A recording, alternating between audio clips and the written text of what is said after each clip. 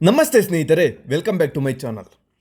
ಒಂದು ಹುಡುಗಿಯ ನೋಟ ತುಂಬ ದಿನದಿಂದ ಅವನ ಮನಸ್ಸನ್ನು ಕೆಡಿಸಿತ್ತು. ಅದೆಷ್ಟು ಬಾರಿ ಅವಳಿಗೆ ಅವನು ತನ್ನ ಪ್ರೀತಿಯ ನಿವೇದನೆಯನ್ನು ಸಲ್ಲಿಸಿದ್ದ. ಅವಳಿಗೆ ಈ ಪ್ರೀತಿ ಪ್ರೇಮದ ಪರಿಯೇ ಇರಲಿಲ್ಲ. ಓದುವುದೇ ಅವಳ ದೊಡ್ಡ ಗುರಿ. ಏನಾದರೂ ಸಾಧಿಸಬೇಕು ಎನ್ನುವ ಛಲವಿತ್ತು ಅವಳಲ್ಲಿ. ಇವನ ಪ್ರೀತಿಗೆ ಅವಳು ಪ್ರತಿ ಬಾರಿಯೂ ನಿರಾಕರಣೆಯನ್ನೇ ಮಾಡುತ್ತಾ ಬಂದಿದ್ದಳು. ಅವಳನ್ನು ಹೇಗಾದರೂ ಮಾಡಿ ಪಡೆಯಲೇಬೇಕು ಎನ್ನುವ ಆಸೆ ಅವನಿಗೆ ಹೆಚ್ಚಾಗುತ್ತಲೇ ಹೋಯಿತು.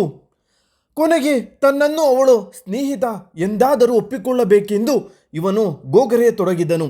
ಕೊನೆಗೆ ಅವಳು ಹೂ ಎಂದು ಒಪ್ಪಿಗೆ ಕೂಡ ಸೂಚಿಸಿದ್ದಳು.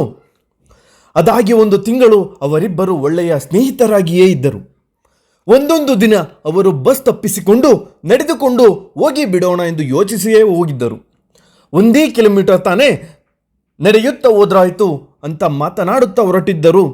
ಅವಳ ಮಾತು, ಅವಳ ನಡೆ, ಅವಳ ಸೌಂದರ್ಯ ಅದೇಕೋ ಅವನನ್ನು ಮತ್ತೆ ಕೆಣಕಲು ಶುರು ಮಾಡತೊಡಗಿತು. ಅವಳನ್ನು ಬಲವಂತವಾಗಿ ಕೈ ಹಿಡಿದು, ನನಗೆ ನೀನು ಬೇಕು, ನಿನ್ನನ್ನು ಬಿಟ್ಟು ಇರೋದಕ್ಕೆ ನನಗೆ ಸಾಧ್ಯವಾಗುತ್ತಿಲ್ಲ, ಪ್ಲೀಸ್ ನನ್ನನ್ನು ಒಪ್ಪಿಕೋ ಎಂದು ಒತ್ತಾಯಿಸಿದ. ಸಿಟ್ಟಿನಿಂದ ಅವನ ಕೆನ್ನೆಗೆ ಒಂದು ಏಟು ಹಾಕಿದಳು. ಅವನು ಅವಳನ್ನು ಬಲವಂತವಾಗಿ ಬಲಾತ್ಕಾರ ಮಾಡಿದನು. ಅವನಲ್ಲಿ ಅದ್ಯಾವ ಕೆಟ್ಟ ಆಸೆ ಹುಟ್ಟಿತೋ ಆ ದೇವರೇ ಬಲ್ಲ. ಆ ವಾತಾವರಣದಿಂದ ಅವಳ ಆಸೆ ಎಲ್ಲವೂ ಸತ್ತಿತ್ತು.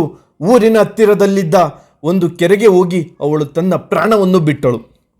ಕಾಮುಕರ ಚಟಕ್ಕೆ ಇನ್ನೆಷ್ಟು ಹೆಣ್ಣು ಮಕ್ಕಳ ಬಲಿಯಾಗುತ್ತದೆಯೋ ಗೊತ್ತಿಲ್ಲ. ಅವಳ ಸೌಂದರ್ಯವೇ ಅವಳಿಗೆ ಮುಳುವಾಯಿತಾ ಎಂಬುದು ಇಲ್ಲಿ ಕಟ್ಟಕಡೆಯ ಪ್ರಶ್ನೆಯವಾಗಿದೆ.